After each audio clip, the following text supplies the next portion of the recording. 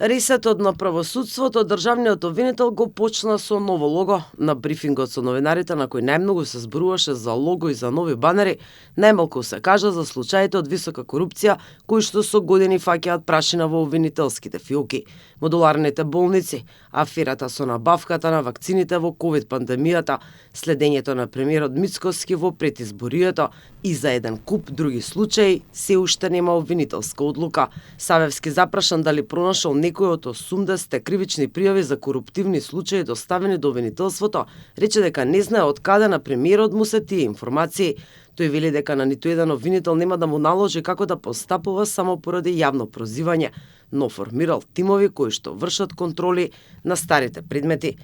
Во тек се контроли и надзор врз основните јавни обвинителства од страна на висшите републичките обвинители во 4 апелациони подрачја со фокус на старите предмети. Откако ќе бидат изготвени извештаи со констатираната состојба, јавноста ќе биде запознаена.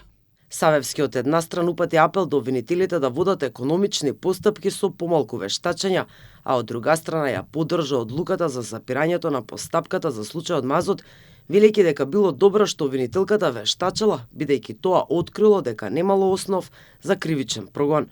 Не сакаше да ја коментира најавата на министерот Тошковски дека во иднина следуваат нови шокантни докази за вртоглавите набавки на Мазот вредни 167 милиони евра.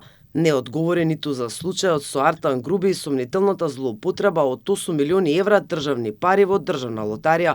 Сподели дека Груби се уште немал дадено исказ, бидејќи обвинителот сакал прво да ги собере доказите, па да ги сослушува осомничените. Исто така на новинарите им порача во иднина да не прашуваат кој обвинител ја води истрагата за Груби, бидејќи имињата биле ирелевантни. Инаку, Савевски пред 2 месеци им ги одзеде сите овластувања на обвинителите кои водат предмети што не се од нивните матични обвинителства.